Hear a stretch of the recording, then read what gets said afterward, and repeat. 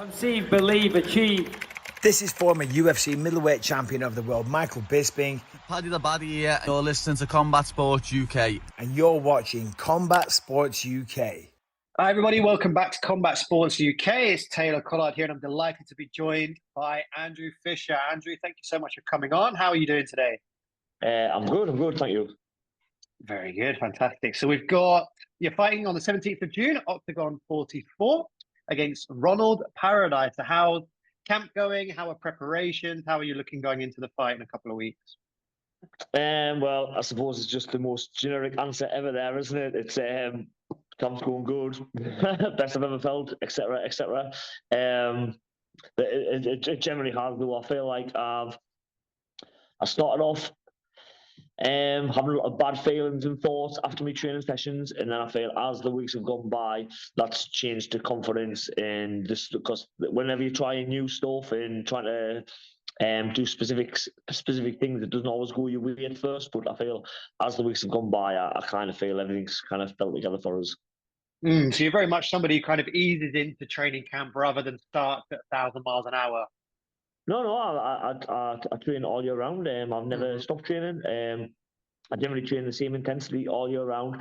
I would just say there's when I've got a fight and a specific opponent, there'll be certain things that I think I should be doing for this fight. It might be more of this and less of that I should be doing. It should be I need to be practicing this technique when I'm training, and like stay within these techniques.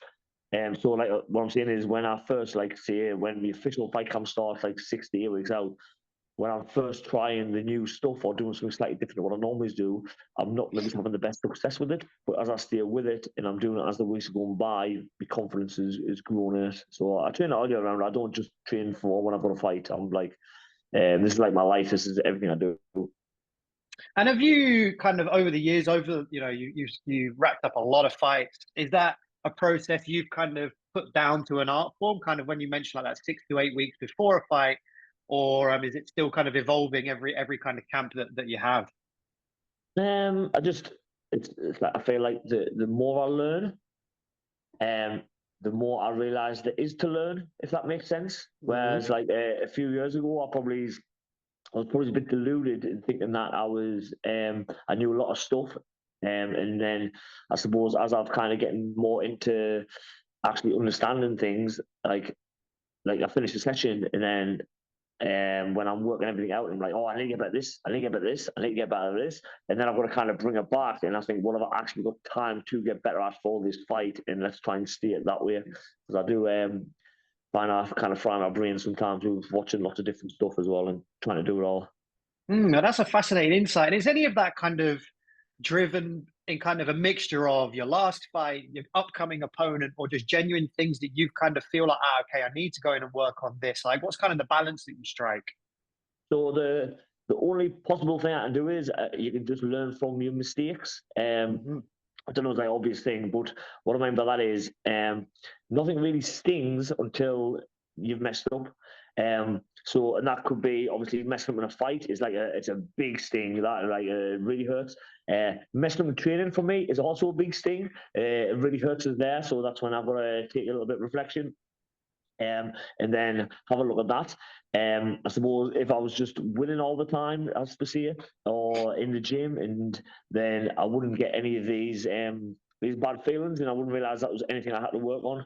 So it's important that I'm trying to find the correct training partners who are as close to my opponent as I can, and maybe give some kind of same looks, so I can see if I'm lacking in any situation or any position, and then I can try and fix it. And you talked there about kind of some bad feelings, some bad emotions going into the beginning of the camp. How do you kind of manage those? Is it just like you said earlier, a bit of a case of once you get into camp, they kind of just go away when the confidence comes up, or have you got specific visualization or something like that you go into? And this is what people don't understand. Yeah, like everybody wants to live in these happy feelings all the time and feeling really good, but that's not life. First off, that all you're doing there is you're just ignoring things.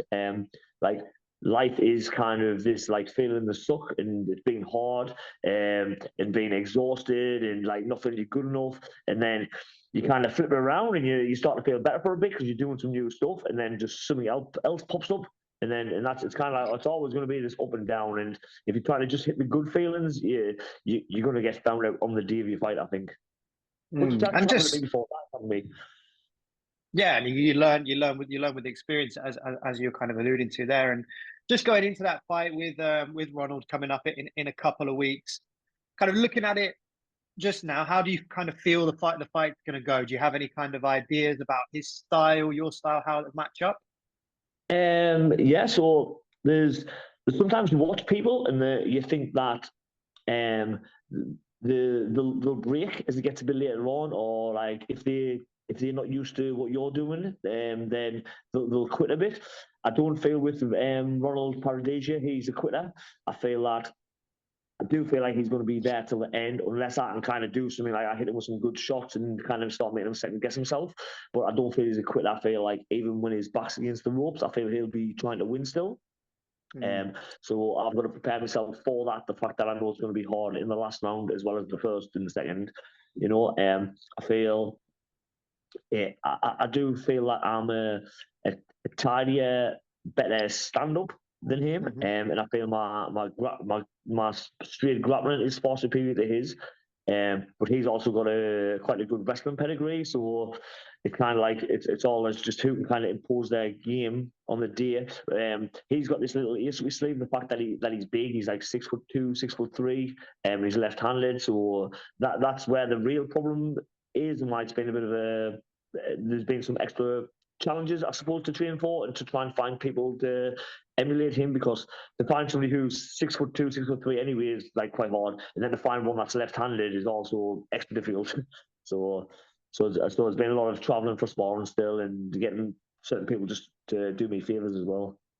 Yeah, absolutely. I think when you factor in those things, the southpaw and that he's 6'3", you've really got to kind of game plan quite specifically. You mentioned in there as well that you feel you're striking and you're grappling, but your grappling in particular is quite far ahead of his. He doesn't have too many finishes on his record. He tends to use his wrestling almost as a backup type thing. So is that, without obviously giving the game plan away too much, is that an area where you look like you can kind of impose your dominance a little bit and maybe look for a finish in the grappling department? I'm definitely not scared to take a risk. If there is some scrambling opportunities, I'm definitely not afraid to try and jump on something or take something in the scrambles. So that is definitely a possibility, or something that I do believe could happen. But I also feel I'm a lot more advanced than him in the kickboxing section as well. I just have to take into account that he is big, and he's got some nice longer weapons, and I've just and that's what my training camp has been, having counters for them and finding ways to deal with it. Like I say, at the beginning of my camp, I wasn't doing a very good job dealing with the stuff, but then as I've learned more and kind of got better, and it's all starting to fit together nicely. Oh, brilliant. And it's your debut for Oktagon. How are you feeling kind of about the promotion in general? What kind of led you towards signing on for Oktagon in the run up to this fight? So I kind of felt Oktagon just came out of nowhere, didn't it? It just I remember there's a guy who I know called Jonas McGard, and I knew he was the champion for it. And then just when I had a look at the show, it's absolutely ridiculous. You could not, the crowds that they have, you could not get them to any show in England at all, unless it was like a UFC card. Like shows in England, they just can't bring that kind of people to it, and it's absolutely unbelievable. I feel like it's just come out of nowhere. I would like to speak to the president of it, Pavel Neruda, I think he's called. I'm just I wonder how he's done it so fast, and how it's had such a boom. Yeah, I think one thing that stood out to me when I was researching the other day, especially about Oktagon, is that they're so far ahead of like even Cage Warriors in terms of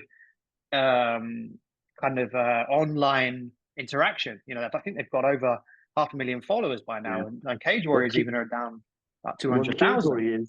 Cage Warriors is it's just a local show really that's on Fight Pass. They are still relying on if you're fighting Cage Warriors, they're still relying on you to sell tickets to sell the place. You're not getting fans of Cage Warriors, if that makes sense, coming to just watch the show. Or if there is, it's not very many. Whereas Octagon's like selling like 25,000 seat stadiums. Yeah. It's like like so. See, I would love to find out more and wonder how they're doing it, because like I would understand it if if there was one big star and then everyone was going for that, but.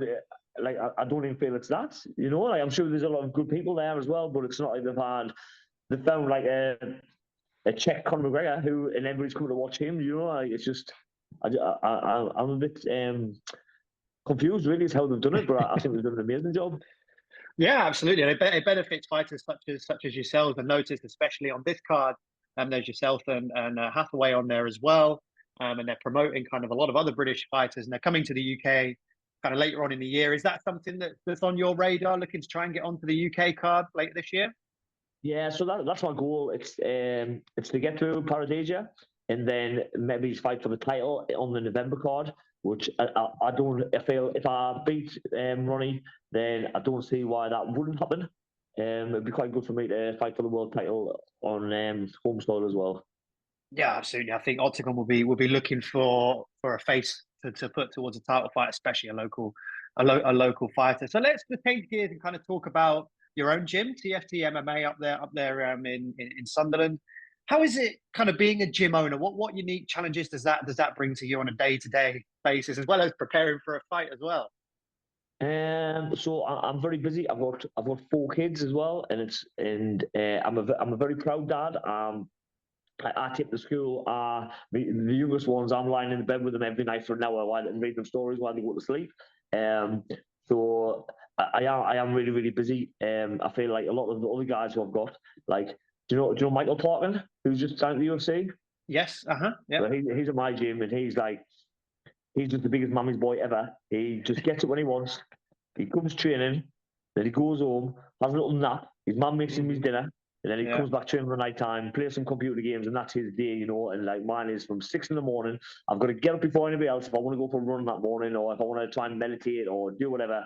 Then I've got to get the uniforms out, get the kids ready. And my partner is amazing as well. She helps, obviously. And then I do all the school runs, just like an hour and a half every day. Like my like they're all at different schools, my kids as well. So because of the age group, so it's like 90 minutes at my morning doing that. Then I go and teach somebody. Then I'll train at my morning class, and then I'll maybe teach somebody straight after that. Then I get like 2 hours middle of the day where it's generally just me and my youngest daughter and my wife. And then I do all the school runs on the night time, hop asleep, pick everybody up. Then it's back to the gym on the night time, teaching the kids class, teach the fight team training again. And then it's about 8 o'clock, 7:30 by the time I get started. And then I'm putting the 2 youngest ones to bed, reading them stories. And then me and my partner usually like just crash out then after that. And she has the same day as me, she works at the gym, she teaches her class. And so we are very, very busy people. And I feel like that's why I'm so driven, because I'm still doing this with all of that. Whereas most people are having a hard time even training and fighting for a fight, and they don't have to do any of that. Totally, yeah. I mean, that's a hell of a hectic schedule. So it's commendable that you keep it all going. You have success there, like you mentioned. You just have somebody who signed for the UFC, and then you get your fights in as well. And just to touch on it, you said you're kind of a proud dad, and you do a lot of work with your kids and things like that. How would you feel about them if they turn around and say, "Oh, Daddy, we want to try out fighting. We want to try out this business that you do," or has that come up already? What's the story there? I've got my 2 older kids. One's 15. Well, she's 15 tomorrow. My daughter Grace, and my son Nate is 12. And now, since we were little, I've always made them they've had to do 2 classes a week, 2 grappling classes, which is like a 40-minute class. And they'll have to do that. And sometimes I didn't want to do it, but I was like, no, it's twice a week, 40 minutes, you can do it. And then when they're getting to be a bit older now, and they're in secondary school, now both of them are just absolutely obsessed with it. My son, he likes training and stuff all the time, but my eldest Grace, she wants to fight as well, but I'm not really too keen on doing it yet. I think I'm not really. She's quite a pretty girl, I definitely don't feel like there's any need for that. So I just try and push it towards grappling comps. But she's like a lot of our friends in the class, they've started doing like more MMA fights as well, and like the kids fights, and she's really want to do that, and she's kind of getting a bit annoyed with it. I keep saying no. Oh, brilliant. And just to wrap up, have you got any shout outs or any kind of final things you want to say? Maybe a little prediction for the fight? I feel like I don't really like predictions as well, because despite what everybody says, I don't actually have a clue what's going to happen. I've got some like logical guesses and like things that I'm good at and things that he's good at and the positions I would like to put it in. But like none of us can predict the future, none of us really know. But I am feeling very, very confident going into it, and I'm excited to show the stuff I've been working on. With regards to that, I'm just looking forward to having a good fight with Paralysia. And for me, thank you and shout outs, just my training partners, everybody at the gym, all the guys from other gyms who came up and sparred with us, or who I've went down to spar with, you know, and most importantly, my partner, you know, she's kind of like my backbone really, and just helps us sort everything out so I get the train. Ah, amazing. Love that. So that's June 17th, Octagon 44, Andrew Fisher versus Ronald Paradisia. Andrew, on behalf of everyone at Combat Sports UK, we wish you the best of luck in the fight. And you've got our support. And anyone who's ever up in Sunderland and wants to get some MMA training, give TFT Gym a try. Thank you so much for your time, Andrew. Thank you very much. Thank you, mate. Thank you. Cheers.